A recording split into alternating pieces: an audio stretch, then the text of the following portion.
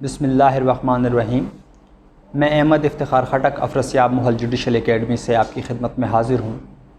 आप हमारी video daily basis पे देख रहे हैं। रोज़ाना हम कुछ ना कुछ आपके लिए तैयार करते हैं जो आपकी खिदमत में पेश किया जाता है।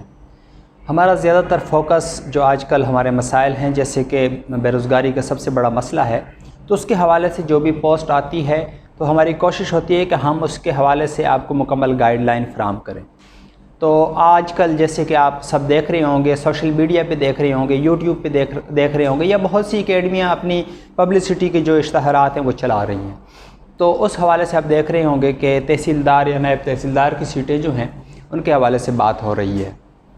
तो हमने जो शुरू किया हुआ है प्रोग्राम, जो अफरसियाब महल जुडिशल एकेडमी ने शुरू किया हुआ है प्रोग्राम, तो उसके दो हिस्से हैं।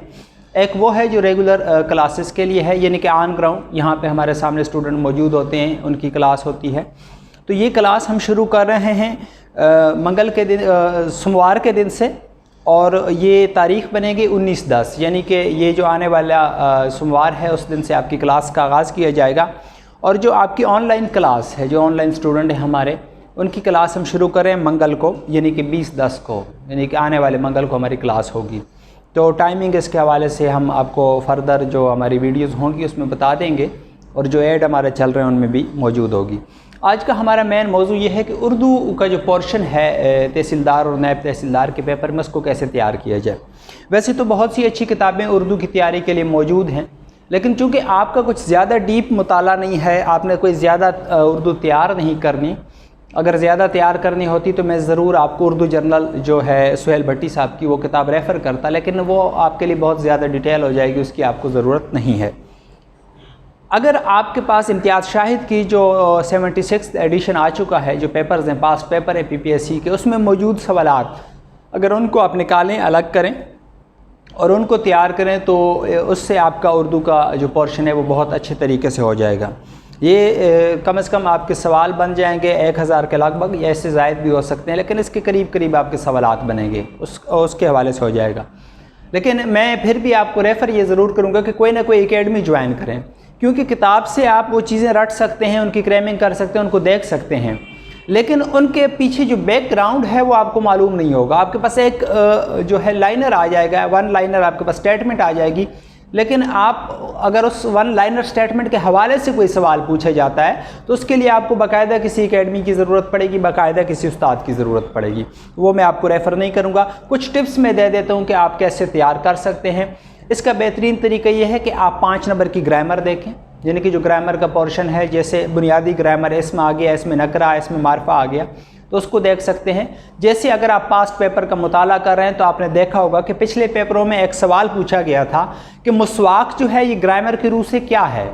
तो अब जो दोस्त एकेडमी ज्वाइन कर चुके हैं, हमारी क्लासेस ले रहे हैं, तो वो तो इसका जवाब बहुत आसानी से दे सकते हैं, और वो दोस्त जो ग्रामर को पढ़ रहे हैं वो भी दे सकते हैं। लेकिन जो दोस्त सिर्फ वो स्टेटमेंट की हद तक है तो वो नहीं दे सकेंगे, क्योंकि वो नहीं जानते कि मुस्वाक इसमें आला है, और इसमें आला कैसे है। कि इसमें आला की डेफिनेशन हम देखते हैं, तारीफ़ देखते हैं कि हर वो चीज़ जो बतौर आला इस्तेमाल होती है तो वो इसमें आला कहलाती है। तो मुस्वाक क्या है? इसमें आला है। अब कोई भी चीज़ इससे रेलिवेंट है, वो मुस्वाक को हटा के कोई और चीज़, जैसे वो कहते हैं पेन, पेन क्या है, तो पेन भी क्या है? इसमें आला है, क्योंकि ये बतौर आला इस्तेमाल होता है। तो बुनियादी चीज़ ये है कि वो स्टेटमेंट की हद तक आप ना रहें, बाकायदा किसी इदारे को ज्वाइन करके आप पढ़ें कि बेसिकली इसमें आला है क्या, उसकी तारीफ़ क्या है।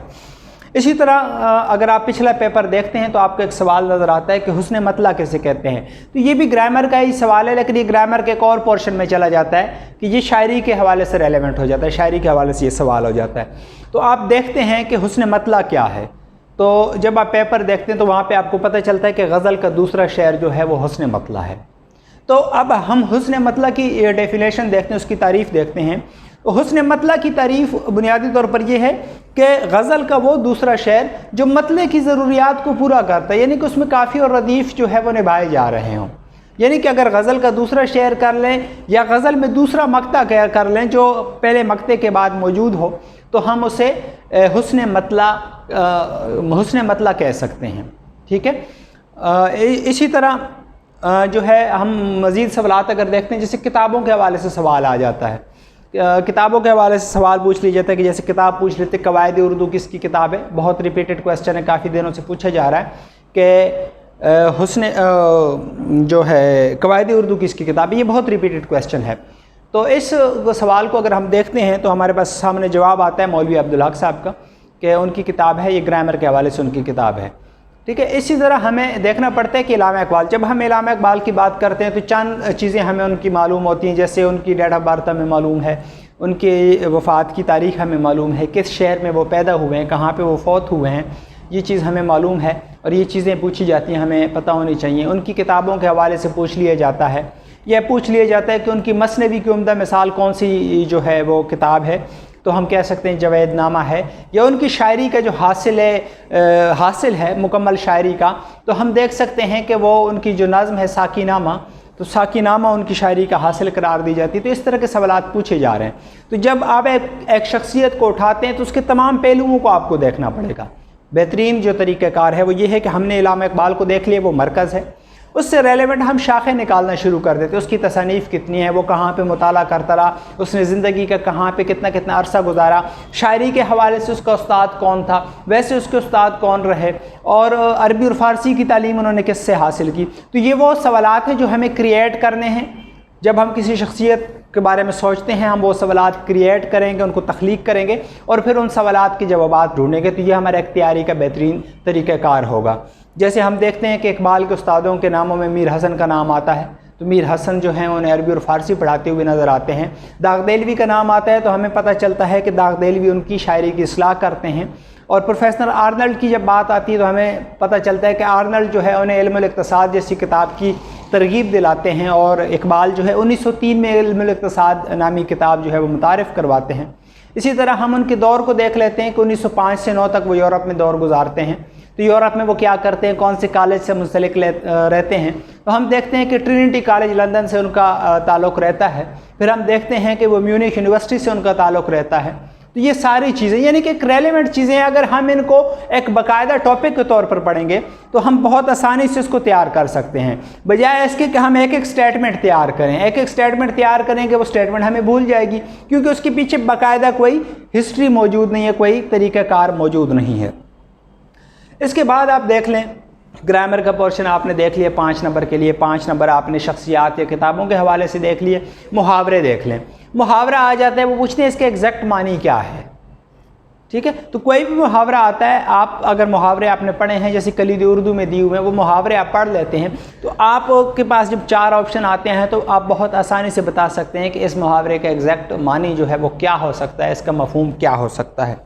پھر املا کی غلطیاں آپ نے دیکھنی ہیں، کچھ الفاظ کی املا انہوں نے غلط دی ہوتی ہے، 4 لفظ دیتے ہیں اس کی املا غلط دی ہوتی ہے۔ جیسے پچھلے پیپروں میں آپ نے دیکھا ہوگا کہ چودھری کا انہوں نے پوچھا تھا کہ چودھری کی درست املا بیسیکلی کیا ہے، تو آپ نے دیکھا ہوگا کہ چودھری کی درست املا، اور سوال کو آپ نے مطالعہ کیا ہوگا تو لفظوں پہ غور کریں کہ وہ ان کی صحیح املا کیا ہے۔ پھر ایک آپ کو لغت کی جو حروف تہجی ہے، جو لغت میں جو ترتیب ہے حروف تہجی کی، اس کا پتہ ہونا بہت ضروری ہے، کیونکہ ایک سوال بڑا ریپیٹڈ سوال وہ پوچھ رہے ہیں کہ ان 4 لفظوں میں سے کون سا لفظ لغت کے حساب سے پہلے آئے گا، تو آپ وہ حروف تہجی یاد کر لیں۔ اگر آپ کو حروف تہجی یاد ہیں تو آپ کو پتہ چل جائے گا کون سا لفظ پہلے آئے گا۔ جیسے اگر وہ کہتے ہیں کہ ظلم ہے، ضمانت ہے، اس طرح کا لفظ پوچھتے ہیں، یا سنگ دل ہے، تو کیا ہے، سین پہلے آتا ہے حروف تہجی کے لحاظ سے لغت کے حساب سے، تو سنگ دل کا لفظ کیا ہوگا، پہلے آئے گا۔ تو یہ ایک طریقہ کار ہے، آپ لغت کو دیکھ سکتے ہیں، اس کے جو حروف تہجی کی ترتیب ہے اس کو آپ یاد کر سکتے ہیں۔ اس کے بعد آپ کے کچھ سوالات وہ ایسے پوچھ لیتے ہیں جیسے کہ ناول کی کتاب کا پوچھ لیتے ہیں، اور اس میں کردار جو ہے اس کردار کے حوالے سے پوچھ لیتے ہیں۔ جیسے آپ کا موسٹ ریپیٹڈ سوال ہے کہ اکبری اور اصغری جو ہیں وہ کون سی کتاب کے کردار ہیں یا کون سے رائٹر کے کردار ہیں۔ تو اگر آپ نے مطالعہ کیا ہے ڈپٹی نذیر احمد کا تو آپ کو پتہ ہوگا کہ ڈپٹی نذیر احمد کی جو کتاب ہے مرات العروس، یہ اسی کے کردار ہیں، اکبری اور اصغری اسی کے کردار ہیں، اسی کی تخلیق کردہ کردار ہیں، اس کے ناول مرات العروس کے کردار ہیں۔ اب اسی طرح ہم دیکھ لیتے ہیں کہ ان کی اہم کتابیں کون سی ہیں۔ تو ڈپٹی نذیر احمد کی ہم جب بات کرتے ہیں تو ان کی اہم کتابوں میں ہمارے پاس ابن الوقت آتا ہے، مرات العروس آتا ہے، بنات الناش آتا ہے، توبۃ النصوح ہے، اور فسانہ مبتلا ہے۔ تو یہ 5 کتابیں ہمارے سامنے آتی ہیں، تو یہ ہم دیکھ سکتے ہیں۔ یہ ایک مختصر سا تعارف تھا جس سے آپ کو امید ہے کہ بہت اچھی طرح سمجھ آ گئی ہوگی کہ کس طرح ہم نے اردو کے پورشنز کو لے کے چلنا ہے، اس کی تیاری کیسے کرنی ہے۔ انشاءاللہ ہم اپنی اگلی نئی آنے والی ویڈیو میں آپ کو مزید اس کے حوالے سے گائیڈ کریں گے، آپ کی رہنمائی کریں گے۔ اس وقت تک کے لیے اللہ حافظ۔